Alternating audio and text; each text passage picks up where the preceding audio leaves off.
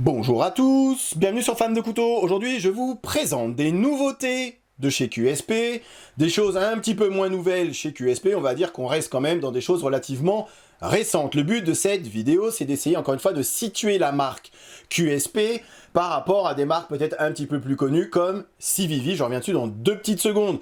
Pour preuve que QSP n'est pas rancunier, c'est que suite à la vidéo où j'avais cassé la pointe du bison, d'ailleurs si vous suivez d'autres chaînes YouTube, les deux Hollandais de chez DBK, eux aussi ont cassé leur couteau bison. Alors eux ils tirent dessus, mais même, voilà, pour montrer que le D2, c'est très dur, avec des traitements thermiques peut-être pas adaptés non plus ou mal maîtrisés. C'est un acier qui est très dur à affûter, mais du coup, s'il est très dur, il est aussi très cassant. Donc, pas rancunier, ils m'ont recontacté pour savoir si ça m'intéressait de présenter quelques nouveautés pliantes de chez QSP. Et on voit d'ailleurs l'abandon du D2 sur plusieurs de leurs modèles, et d'ailleurs chez d'autres marques également. Chez CVV avec le Rustic Gent, on était sur du D2, et quand on regarde le dernier, le petit Nox, on est passé sur de l'acier Nitro V, donc comme quoi il y a aussi une évolution chez les Chinois, et c'est, il faut leur allouer ça quand même, c'est qu'ils savent évoluer assez rapidement et s'adapter un petit peu aux attentes et aux envies des consommateurs. Vous allez me dire, pourquoi t'as deux couteaux identiques? QSP m'a envoyé ces couteaux, en double exemplaire, afin que je puisse vous les faire gagner, si vous voulez tenter votre chance. Il vous reste quelques jours jusqu'à la fin du mois de juillet pour gagner un Ganet ou gagner un hamster. Ça se passe sur ma page Tipeee et tout est noté dans la barre de description. Donc je vais commencer par le Ganet, à vous présenter celui-ci, qui esthétiquement me fait énormément penser à un CVV Rustic Gent. Alors même si on n'est pas du tout sur le même système, ici on est sur un système de pompe arrière.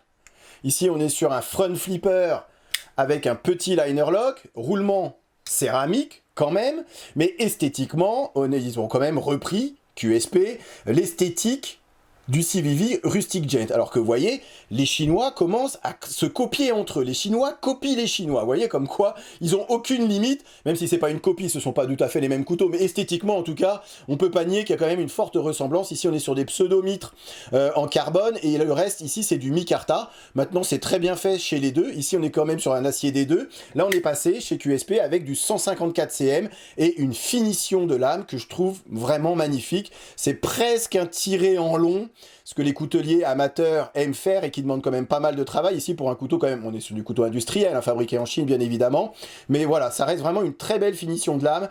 Tout a été vraiment parfaitement chanfreiné, arrondi. C'est vraiment un couteau que je trouve d'une grande taille, assez élégant. Roulement céramique, mais ça fonctionne à merveille. La lame parfaitement centrée. On est sur un clip poche. Il y a 2-3 petites vis qui dépassent, enfin 2 vis qui dépassent en l'occurrence.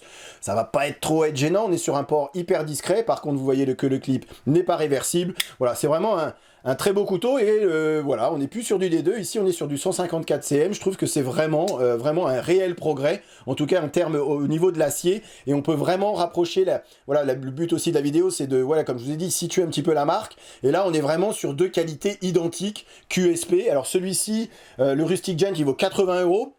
Ici, le Ganet, vous pouvez le trouver à partir de 72 €. Donc, vous voyez, on est même un petit cran en dessous pour un acier de meilleure gamme avec des roulements céramiques et un petit liner lock. Alors, bien sûr, on n'est pas sur des platines titane, on est sur des platines, mais qui ont été ajourées, platine en inox, platine en acier inoxydable, et ça fonctionne très bien, aucun jeu. Voilà, je vais pas vous refaire l'article, mais c'est vraiment pour 72 €. Autrement, on est vraiment sur un couteau d'une belle taille, avec un fonctionnement et d'une élégance. Franchement, je trouve que c'est voilà, c'est vraiment hyper élégant et c'est hyper bien foutu. Il y a rien qui dépasse, tout est parfaitement aligné. Vraiment, on est je trouve qu'ils font des progrès QSP, c'est pour ça que je vous fais la vidéo également, c'est qu'on voit vraiment une réelle évolution par rapport au premier modèle que j'ai pu vous présenter. Là, on est dans des choses, voilà, ça fait un petit peu plus classe, il y a des choses un petit peu plus accessibles au niveau du prix. Allez, je vais repasser sur le Léopard. Là, on est sur le couteau, parmi tout cela qui coûte le moins cher, le Léopard, on est sur 42 €.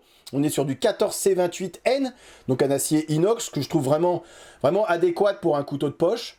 Acier inox, voilà, c'est vraiment l'acier inox passe-partout, facile à affûter, qui va tenir un tranchant vraiment assez longtemps, qu'on va pas galérer à affûter. Et je trouve que cette lame, elle est aussi juste magnifique. Alors on est sur un pseudo effet carbone, hein. Ici c'est du G10 avec qu'ils ont recouvert d'une petite feuille de carbone, donc c'est pas du carbone en entier.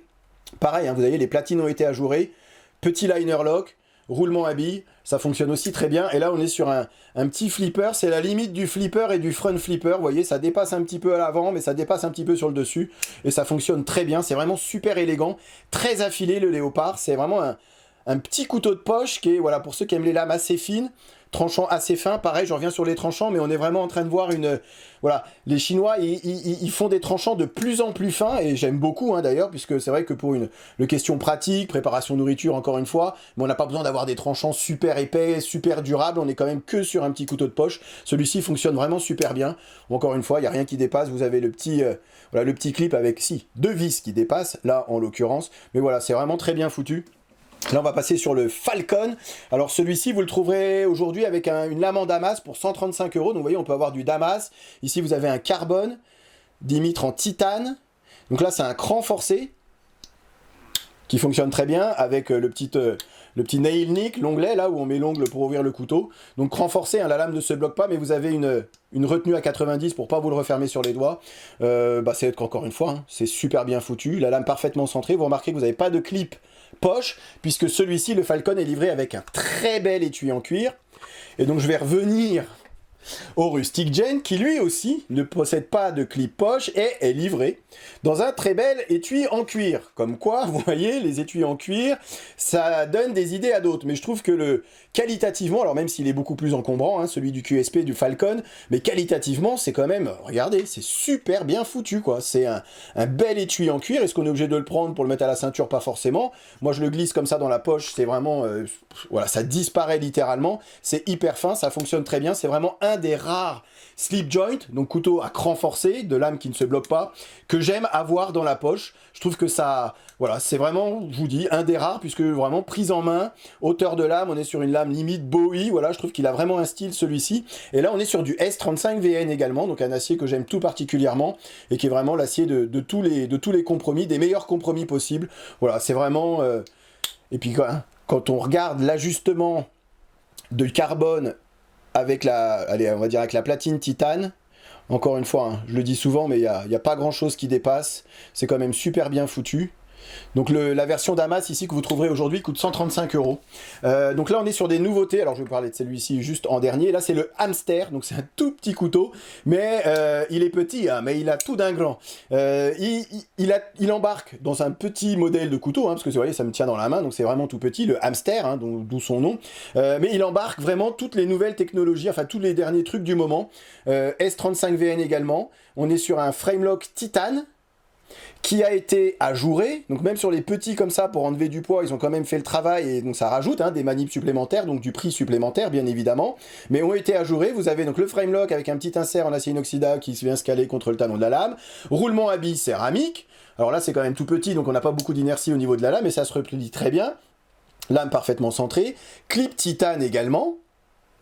Et on est sur alors pareil, ils ont repris un peu l'idée qu'il y avait sur les léopards au niveau c'est limite, c'est entre les deux, c'est entre le front flipper et le flipper classique, mais ça fonctionne très bien, c'est vraiment tout petit, hein, vous voyez, c'est un couteau 2 doigts dessus, mais voilà, pour celui qui veut ça en porte-clés, si vous voulez, hein, vous pouvez le passer, vous voyez ici, vous avez pareil, hein, une entretoise ici en titane, donc ça c'est un couteau qui coûte, bon, un petit peu plus cher puisqu'on est sur du titane, celui-ci est à 140 €, donc c'est, voilà, 140 $, pardon, parce que j'ai pu le trouver qu'aux États-Unis. Alors il va certainement arriver très bientôt en France, hein, donc on devrait être aux alentours de 140 €.